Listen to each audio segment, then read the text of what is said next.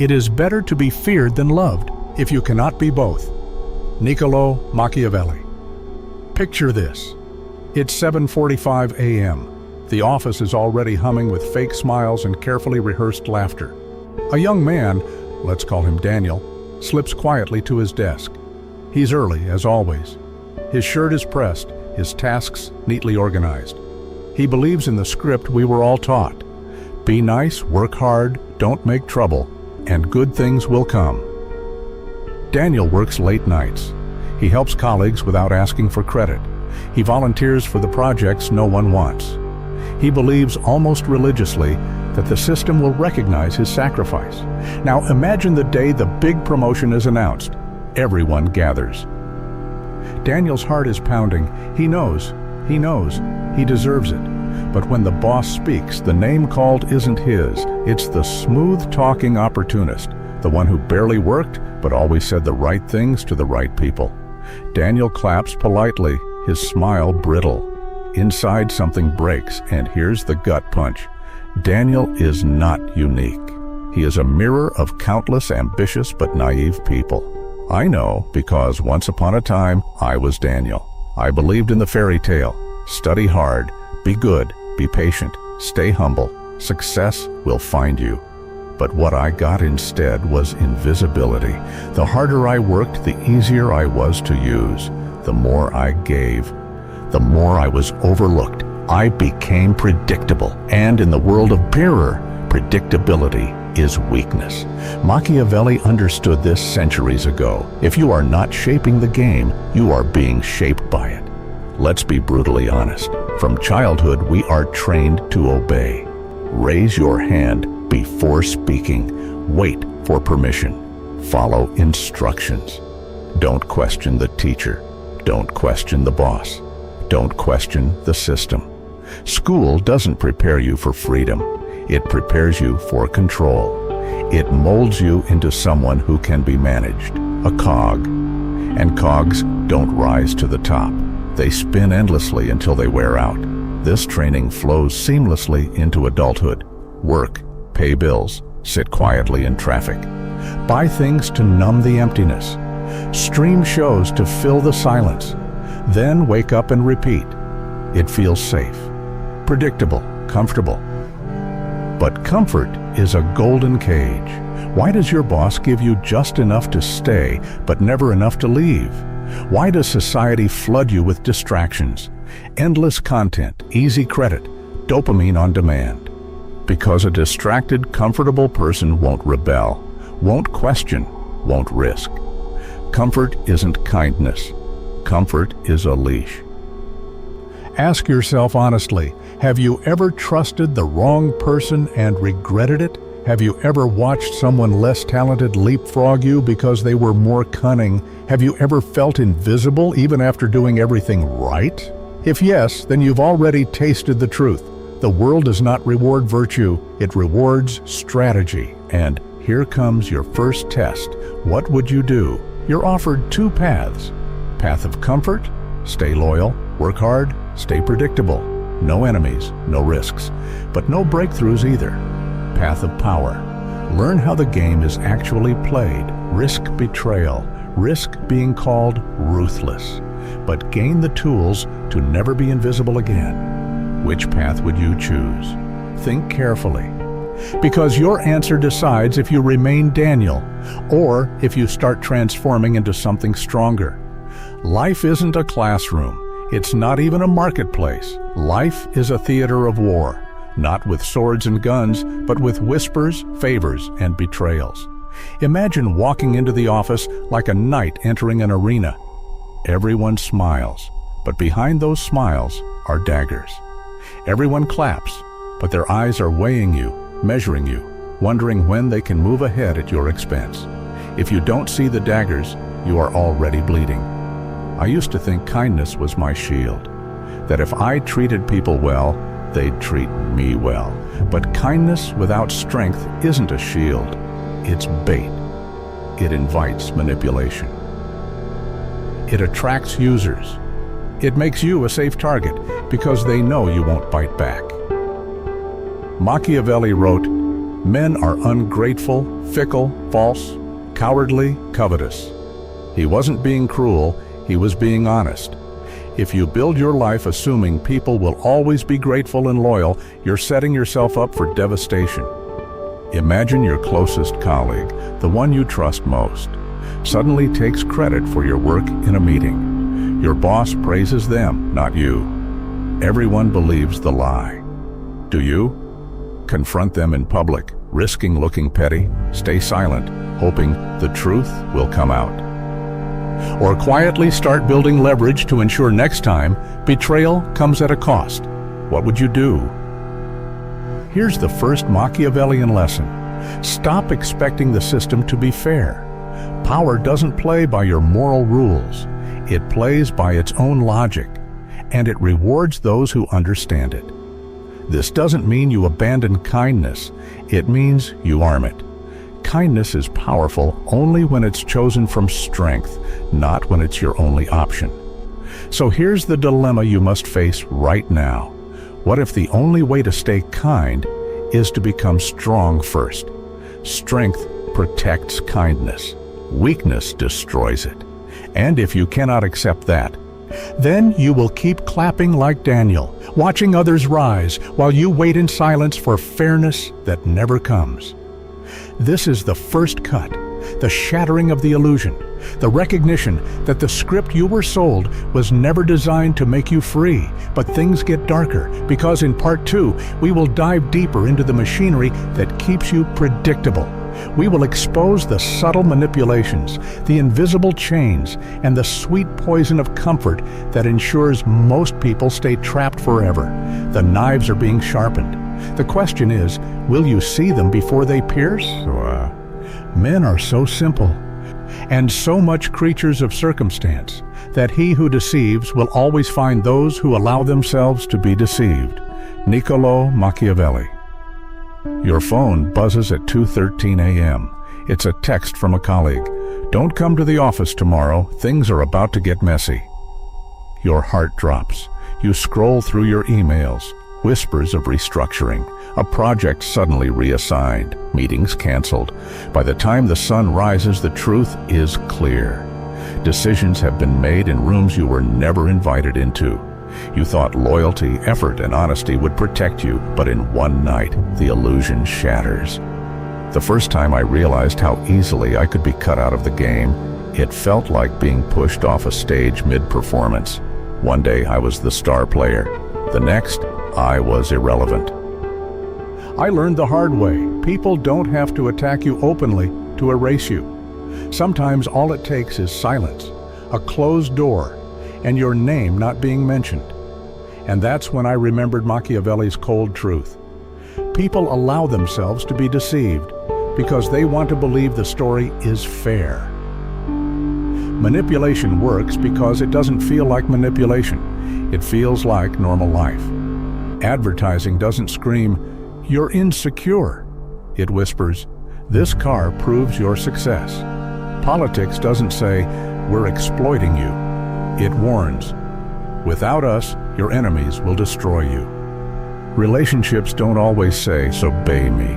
They hint, "If you loved me, you'd do this." Every chain is wrapped in velvet. Every leash feels like comfort. Comfort is the most seductive weapon ever invented. Think about it. Why does your company give you just enough money to stay, but never enough to leave? Why does society offer endless entertainment, but no true empowerment? Because comfort pacifies. Comfort makes you predictable. Comfort makes you docile. It's like a glass of poisoned wine, sweet at first sip, but lethal in the long run. Imagine you've been offered a raise, not enough to change your life, but just enough to keep you quiet. Do you? Accept it, enjoy the short-term comfort, and stay chained?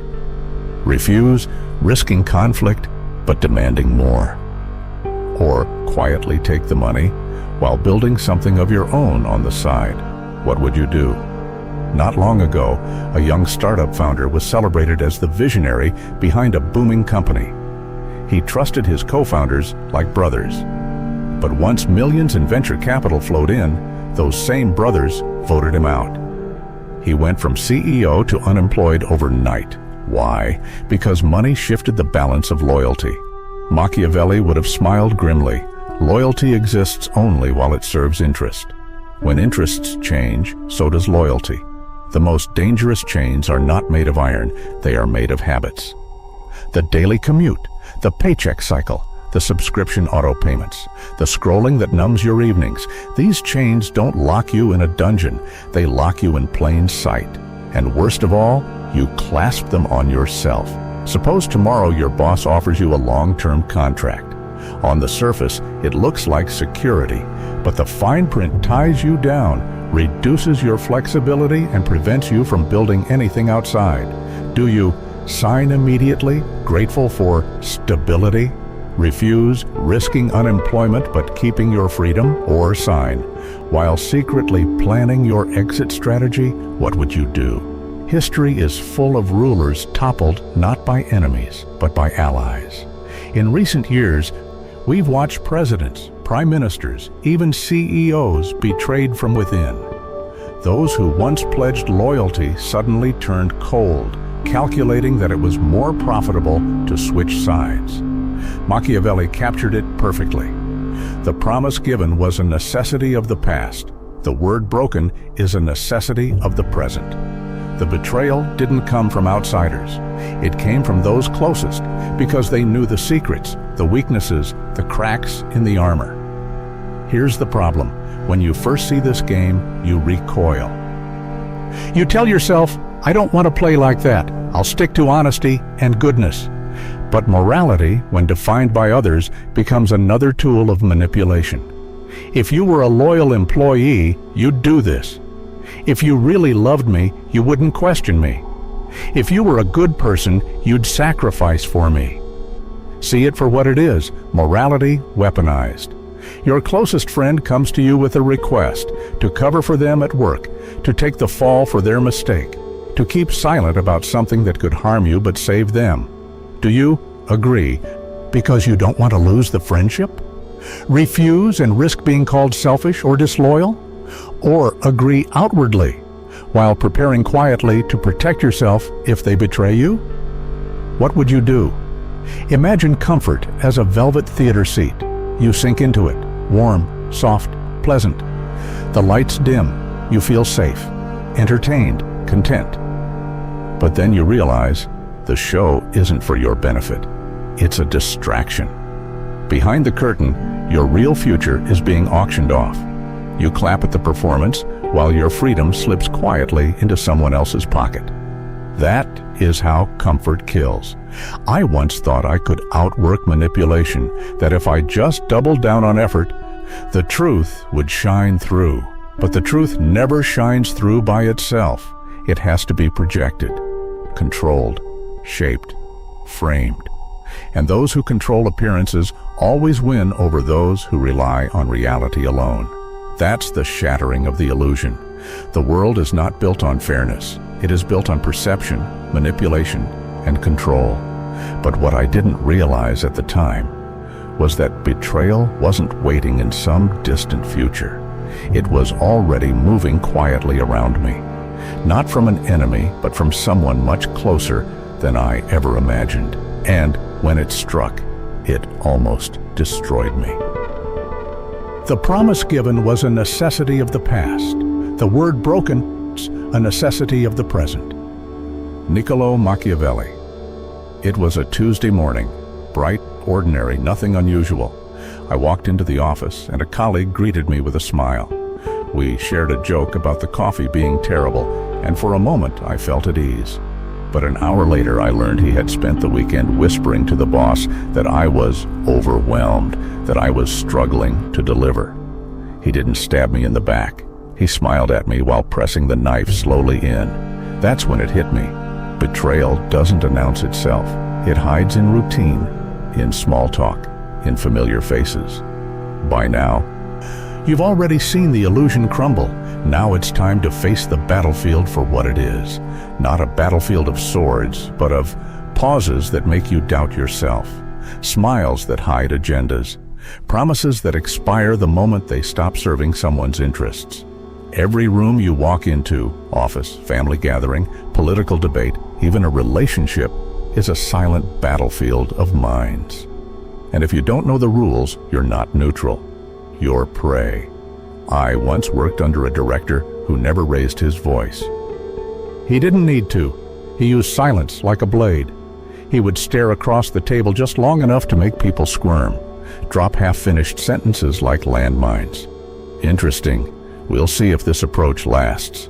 He never told you outright you were failing. He made you doubt yourself until you did the damage on his behalf. Machiavelli warned that a ruler must appear humane while being ruthless underneath. This man embodied it. His calm demeanor was a mask. His silence was a weapon, and fear did the rest. Picture yourself stepping into an arena. Everyone is wearing masks, smiling masks, friendly masks. But behind those masks are daggers. The applause isn't for your success, it's for the moment you stumble. Because in the Colosseum of life, the crowd doesn't want heroes, they want blood. And don't think this battlefield is limited to the office. The family is often the first arena of manipulation. Parents using guilt, after everything we've done for you. Siblings turning inheritance into a chess match. Partners invoking loyalty not as love, but as leverage. We like to believe love is pure, untouched by power, but beneath every relationship is a negotiation. Who gives, who receives, who holds the invisible leverage. And if you deny that, you don't escape it. You just lose the negotiation.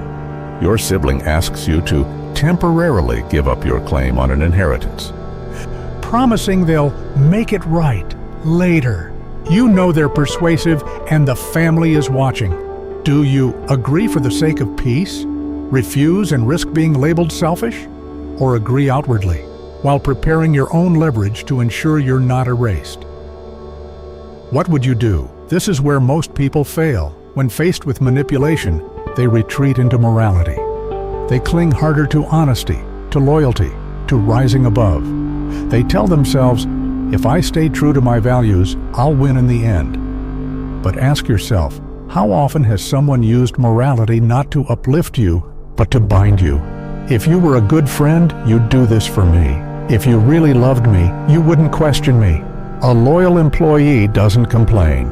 Morality can be a leash. And if you don't see it, you're already collared. Machiavelli understood this. He warned that a ruler who always keeps his word will be destroyed by those who don't. In recent years, we've seen world leaders betrayed not by their enemies, but by their allies. Cabinet members turning, advisors leaking secrets, friends plotting in back rooms. The betrayal was not an accident, it was strategy. When the balance of power shifted, loyalty evaporated. Machiavelli wrote it clearly. The promise of yesterday is irrelevant when survival demands its breaking today. I used to think betrayal was rare, that it was the exception, the horror story. But then I experienced it up close. A friend I trusted leaked private information about me to gain favor with others. The sting wasn't just the betrayal. It was realizing I had handed them the knife by confiding in them. I had believed in loyalty. They had believed in opportunity, and opportunity won. A colleague offers to share insider information with you, something that could boost your career. But you know the cost. If they betray their friend to help you, they could betray you tomorrow. Do you accept telling yourself you'll be smarter? Refuse holding to principle but losing the advantage? Or accept while setting up safeguards in case they turn on you? What would you do? The first time you're betrayed, it shatters you. But the deeper pain is this: realizing your loyalty was the weapon used against you. And here's the truth you must accept. Betrayal is not an exception. It is inevitable. The question isn't if, it's when. And the only way to survive is to anticipate it, prepare for it, and strike first when necessary. Think of every interaction as a room full of invisible knives. Some are hanging above your head. Some are tucked in sleeves. Some are hidden in the smiles of people who say they care.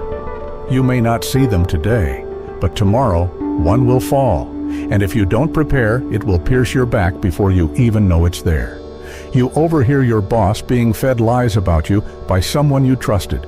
You have no proof, only suspicion. Do you confront them directly, risking escalation? Stay silent, hoping your reputation protects you, or begin quietly undermining their influence before it's too late? What would you do? So far, we've ripped away illusions and stepped onto the battlefield. We've seen how manipulation operates. Through silence, smiles, morality turned into chains. But this is only pressure building. The real blow hasn't landed yet, because the worst betrayal isn't from strangers or enemies. It comes from the people closest to you, the ones you swore you could trust. And that's where the story turns. I thought betrayal would come from an enemy. I was wrong. It came from the person I trusted most, and it nearly destroyed me. Everyone sees what you appear to be. Few experience what you really are. Niccolo Machiavelli. It was a Friday evening. The project I had poured months into was finally complete. I felt a surge of pride as I entered the conference room. My manager clapped me on the shoulder. Tonight we celebrate. Wine flowed, laughter echoed, compliments were tossed like confetti. For a brief moment, I believed I had made it, but as the speeches began, my stomach turned to ice. My work, my long nights, my sacrifice, was being credited entirely to someone else, a colleague I had trusted. He smiled at me across the table, glass raised, as if toasting my silence. It wasn't just theft, it was erasure. And the cruelest part? Everyone clapped. They believed the lie. Betrayal doesn't strike all at once. It's a sequence. Before. The whispers, the secret alliances, the small omissions. During. The moment of exposure, when your trust is twisted into your downfall.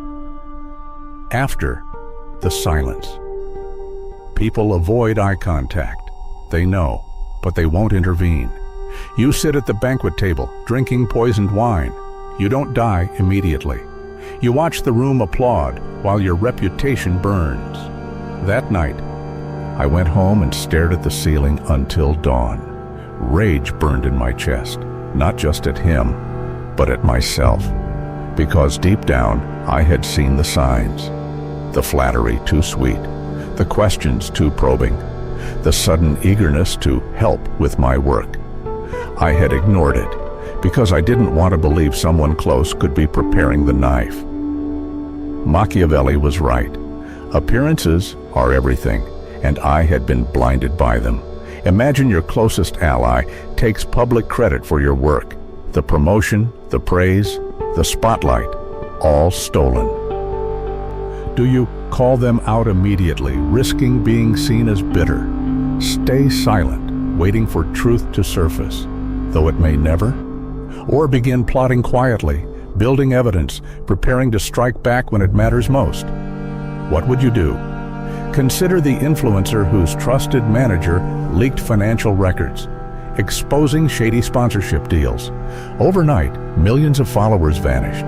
The manager didn't just betray, he annihilated. Why? Envy, opportunity, a chance to grab power. It mirrors the Machiavellian law. People love as they wish, but they fear as you make them. Once the influencer stopped inspiring fear, he was fair game. History offers countless examples. Julius Caesar wasn't struck down by foreign enemies, but by his own Senate, men who once praised him as savior. Modern politics is no different. Leaders are overthrown not by the opposition, but by their inner circle.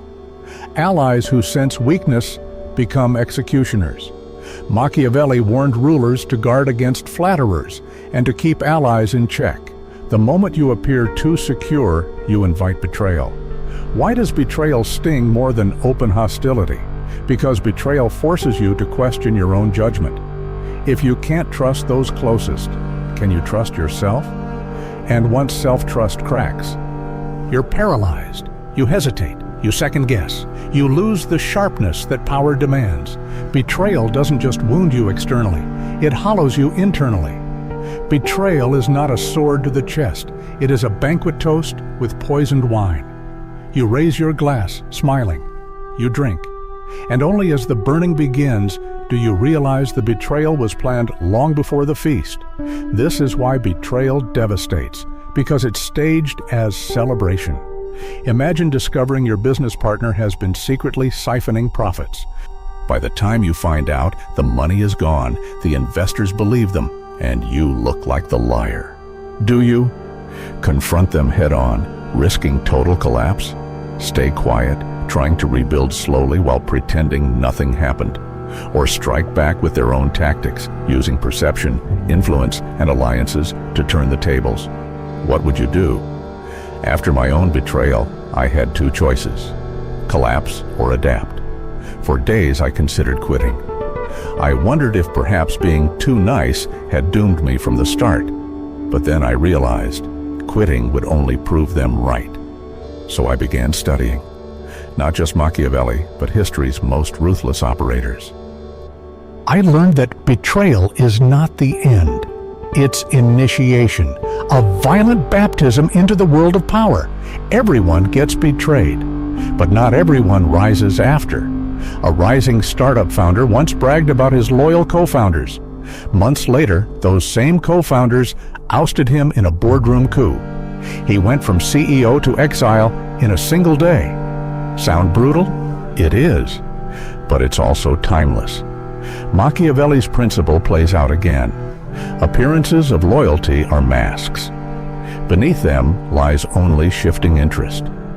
Betrayal is a teacher. It strips you of illusions. It teaches that loyalty is conditional. Kindness must be armed. Trust without verification is suicide. This is the moment you either collapse into bitterness or sharpen into strategy. And this sharpening is where the transformation begins. You're in a team meeting. Your betrayer sits across from you, smiling, enjoying the power shift. Everyone is watching. Do you attack, revealing your anger, pretend nothing happened, swallowing the poison, or play the longer game, using patience and precision to rebuild and strike back? What would you do? This is where I stopped being Daniel, the invisible worker. This is where I became something else. The betrayal that nearly destroyed me forged me instead. Because in Machiavelli's world, power doesn't come from avoiding betrayal. It comes from mastering it, from turning it into fuel. And in part 5, I will show you exactly how. And no, not yet. The real lesson begins now. He who builds on the people builds on the mud. Niccolo Machiavelli. After the betrayal, I walked through weeks like a ghost. Every smile felt like a mask, every handshake a test. But one night, staring at the ceiling, I realized something. My life had been burned down, and that meant I had the chance to rebuild. Betrayal is fire. It destroys, yes, but it also clears the ground. And what you build next is no longer naive. It's fortified. That was the night I stopped asking, "Why me?" and started asking, What next? Here's the truth Machiavelli never sugarcoated. People will betray you if it serves them. Appearances will always matter more than reality. Comfort will seduce you into chains. Loyalty exists only when interests align. This isn't cynicism, it's clarity. When you accept it, you stop being shocked by betrayal. You stop waiting for fairness. You start preparing. Imagine you're offered a partnership with someone powerful, but their history is filled with betrayals. Do you trust them blindly, hoping you'll be different? Refuse and lose the opportunity? Or accept, but set traps of your own, building leverage so you can't be discarded? What would you do? Machiavelli advised rulers to build fortresses, but not of stone alone. Fortresses of alliances, of fear balanced with love, of appearances managed carefully. For you, that means information control. Don't reveal everything. Keep part of yourself unexposed. Leverage. Never rely on one source of income, one ally, one strategy. Have backup, appearances. Understand people believe what they see, not what is true. Craft your image. Reward and punish. Loyalty grows when rewarded. Betrayal withers when punished swiftly. These are your fortress walls. Picture yourself on a hilltop, building stone by stone. Below, rivals plot. Some climb with daggers, but from your fortress, you see them coming. You don't panic, you don't beg, you prepare. That is the difference between Daniel at the banquet and you after learning the Machiavellian way. Look at leaders who endured decades in brutal industries, politics, entertainment, business. They aren't always the most talented. They're the most strategic. They know when to flatter, when to strike, when to smile, while quietly cutting deals. They don't confuse appearances with reality. They wield appearances like weapons. Survivors aren't the ones who avoid battles. They're the ones who never walk into a battle unarmed. Suppose you discover someone in your circle is quietly undermining you, but they don't know you've found out. Do you attack immediately, exposing them, stay silent, enduring their sabotage, or pretend ignorance while setting them up for a public failure that removes them cleanly? What would you do? After my own betrayal, here's what I built: the circle test. If I share a secret, I share a small one first. If it leaks, I know exactly who betrayed me. The double exit plan. I never stay in a position where one betrayal could end me. I build alternatives before I need them. The mask. I stop showing raw vulnerability to everyone. I reserve it only for the rare few who prove themselves over time. The sword behind the smile. I can be kind. I can be generous. But anyone who confuses that kindness for weakness will discover the sword hidden behind it. This is not paranoia. This is survival. I once wanted a world where people could be endlessly good and endlessly safe. But that world doesn't exist.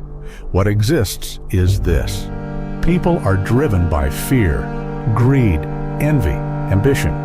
And if you don't understand that, you will be their victim. Now, when I walk into a room, I don't just see people. I see interests, alignments, leverages, daggers hidden in smiles. And oddly, this clarity hasn't made me colder. It has made me freer. A friend asks for a big favor that could harm your career but save theirs. You sense if you refuse, they'll turn on you. Do you sacrifice yourself, hoping they'll stay loyal? Refuse and brace for their betrayal? Or negotiate, granting a smaller favor while quietly preparing in case they flip? What would you do? Here is the Machiavellian empowerment you must carry. Stop waiting for fairness. Build leverage. Stop assuming loyalty. Test it. Stop hiding behind kindness. Arm it. Stop fearing betrayal. Anticipate it. The world will not protect you, but with strategy, you can protect yourself. And once you learn to protect yourself, you can lead. Imagine a man once invisible, clapping while others stole his glory. He is gone. In his place stands someone new, armored not in naivety, but in knowledge. The banquet is over. The poison has burned away. What remains is steel. That can be you. Was Machiavelli ruthless or simply honest about human nature? The answer doesn't matter. What matters is whether you will remain Daniel or whether you will rise, armed and unafraid, into the ruthless clarity of power. Drop your thoughts in the comments. Have you ever been betrayed? Do you believe loyalty is real or only conditional? And if this resonated, subscribe.